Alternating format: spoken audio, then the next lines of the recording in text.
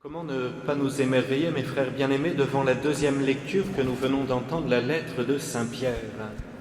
Quand on pense que cet homme était un pêcheur, qui connaissait par cœur le lac de Tibériade, qu'il avait l'habitude de sortir toute la nuit, de jeter ses grands filets pour ramener quelques poissons, dans le meilleur des cas, pour nourrir les siens. Un homme qui avait l'habitude de travailler dur, mais sûrement aussi un rustre, comme on peut le voir à Gethsémani lorsqu'il sort son épée. Un homme qui démarre au quart de tour, peut-être parfois avec quelques jurons, je ne sais pas, je n'y étais point. Mais quand on entend cet écrit, cette lettre écrite quelques années après sa rencontre avec Jésus, on est obligé de s'émerveiller devant le travail de la grâce divine dans une âme. D'un simple pécheur qu'il était, il devient un des plus grands théologiens et un saint. En quelques années, il est devenu un homme nouveau. Et on voit bien que son triple reniement pendant la Passion, triple reniement qui l'a profondément humilié, l'a rendu beaucoup plus humble. Le bon Dieu est capable de faire ce qu'il veut dans une vie lorsqu'il y a de l'humilité et un grand amour pour lui. On a pu le constater tout au long de la semaine avec les saints que nous avons fêtés, Saint Louis-Marie Grignon de Montfort, Sainte Catherine de Sienne, Saint Pierre Chanel, prêtre et martyr, Saint Pie V, un pape. Tous, mes frères, se sont laissés transformer par la grâce. Ils étaient dans le monde comme vous et moi, mais par un amour ardent pour Jésus et par une profonde humilité, Jésus en a fait des saints, par sa grâce divine, parce que le cœur était ouvert à coup d'humilité. On l'a souvent dit, mais l'humilité est la vertu qui attire le plus le cœur de Dieu. Souvenons-nous de Marie-Madeleine pleurant sur les pieds de Jésus, parce qu'elle a beaucoup aimé, ses nombreux péchés lui sont pardonnés.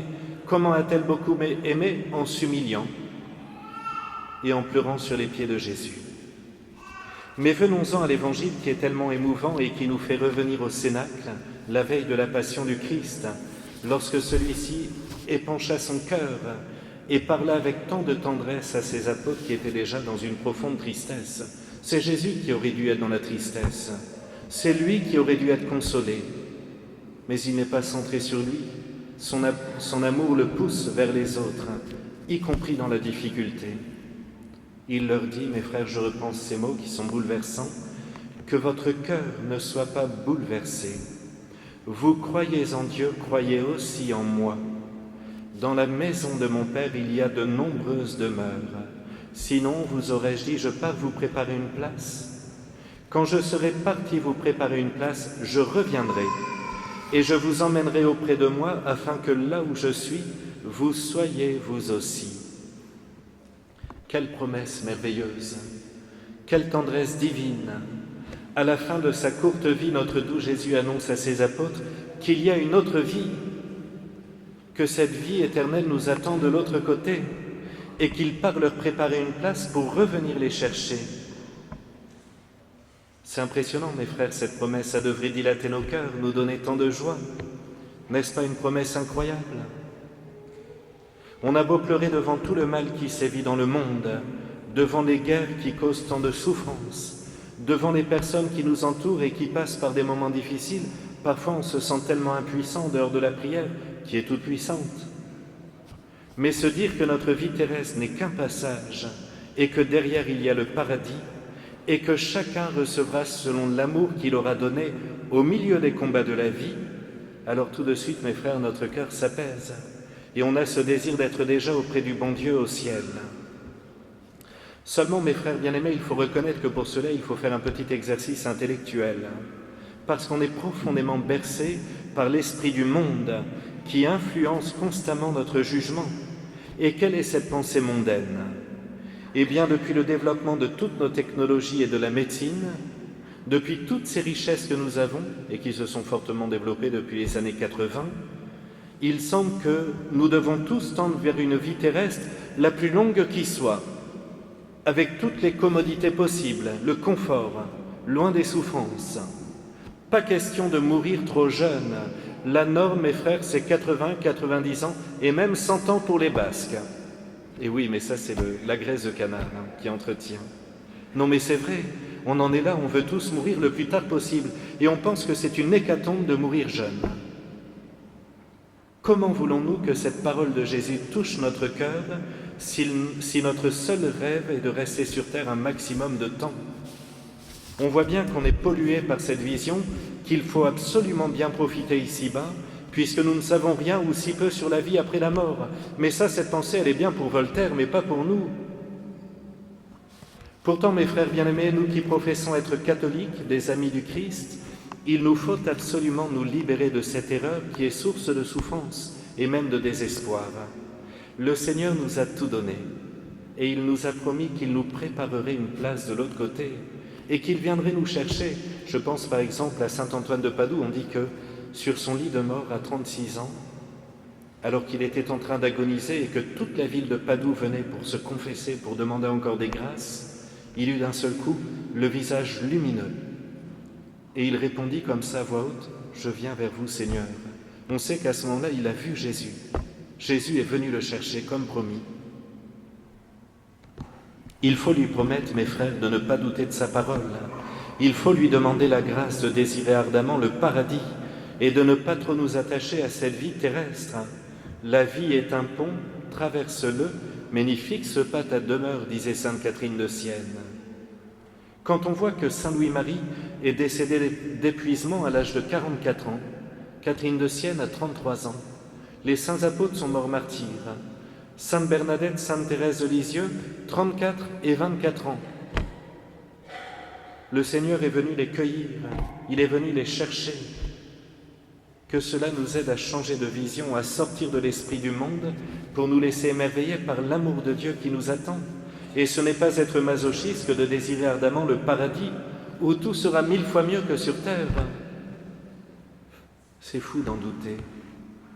Ici, mes frères, reconnaissons que nous souffrons au milieu de la beauté de la création qui est magnifique et des petites joies de la vie. C'est vrai, on a beaucoup de petites joies dans nos journées, mais en même temps, le péché nous fait tant de mal, il nous divise, il met de la peine dans nos cœurs. La preuve en est, mes frères, c'est que quand vous enfuyez en montagne, qu'est-ce que vous dites devant les beaux paysages? Que c'est beau, et qu'est-ce qu'on est bien loin des hommes, n'est-ce pas, vous le dites? Mais oui, on est bien loin des hommes, parce qu'en fait, on n'aime pas le péché, il nous blesse, il nous fait souffrir. Ce n'est pas l'homme qui est mauvais en soi, mais c'est le péché qui nous blesse. Alors laissons la parole du Seigneur bercer nos cœurs, remplir nos intelligences et comprenons que pour l'instant sur terre nous sommes là pour nous donner, pour aimer concrètement, pour prier et faire en sorte que toutes les personnes qui nous entourent aillent au ciel. Et je remercie la question de l'apôtre Philippe, Seigneur, montre-nous le Père, cela nous suffit. Jésus a cette réponse étonnante qui peut sembler tant soit peu décevante vis-à-vis de Philippe. Il y a si longtemps que je suis avec vous. Et tu ne me connais pas, Philippe. Qui m'a vu a vu le Père. Notre Seigneur Jésus nous promet, eh bien, que le Père céleste est en lui. Et que donc, si Jésus est un être si aimable et si aimant, combien plus le Père céleste l'est pour nous. Nous ne devons pas douter de cela, mes frères. Vous voyez, parfois on a une image du Père céleste qui est un barbu extrêmement strict, presque méchant. L'image un petit peu du Dieu de l'Ancien Testament, c'est faux et archi-faux.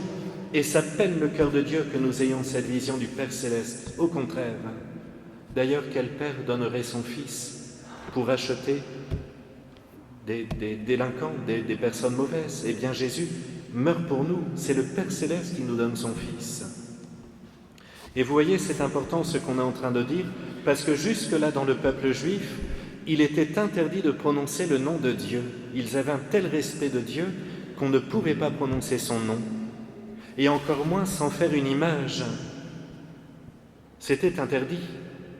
D'ailleurs, celui qui écrira le Coran des siècles plus tard imposera à tous ses adeptes l'interdiction de se faire une image de Dieu. Le Coran, mes frères, si on regarde bien, c'est un retour à l'Ancien Testament. Tu pries 5 fois par jour, tu fais ton pèlerinage annuel, tu ne manges pas de viande interdite, tu fais l'aumône et tu vas au ciel. Mais surtout, interdiction de te faire une image de Dieu. C'est un retour en arrière. Et ça me fait mal au cœur de me dire que Jésus est venu sur terre pour que nous ayons une image de Dieu, une image que nous puissions avoir à la maison, dans nos cœurs. Jésus s'est fait homme pour cela. Et à travers lui, on voit le Père céleste. Voilà pourquoi le chrétien doit beaucoup contempler l'Évangile, ça lui permet de se faire une image de Jésus. Comment Jésus aurait réagi à telle situation? Comment aurait-il répondu à telle personne? D'ailleurs, c'est la question que nous devons souvent nous poser au cours de nos journées, quand on est face à une difficulté. Qu'est-ce que Jésus aurait fait à ma place? Comment aurait-il agi? Et très vite, vous verrez, l'Esprit Saint nous éclaire et nous montre ce qu'il faut faire ou répondre. Le Seigneur nous a promis de préparer une place au ciel pour ceux qui l'aiment. Et nous savons qu'il y a de nombreux saints, des myriades d'anges avec lui, mais aussi la très sainte Vierge Marie. Alors je conclus avec cette réalité. Nous entrons dans le mois de mai, le mois de Marie. C'est un mois qui est extraordinaire. C'est d'ailleurs pour ça que nous avons sorti la grande bannière mariale de la paroisse. La tradition veut que nous offrions plusieurs fois par semaine les plus belles fleurs de notre jardin à Marie, soit à la maison, dans notre petit coin prière, ou alors à l'église, mais surtout chez nous. Nous lui offrons les plus belles fleurs pour lui dire combien nous l'aimons et combien nous remercions le bon Dieu. Et c'est pas grand-chose, mes frères, regardez, le Seigneur nous donne des jardins magnifiques tout au long de l'année. On peut bien lui offrir quelques belles roses, quelques fois par an, c'est quoi? C'est un signe d'amour. Il est si heureux de nous voir le faire pour sa Sainte Mère.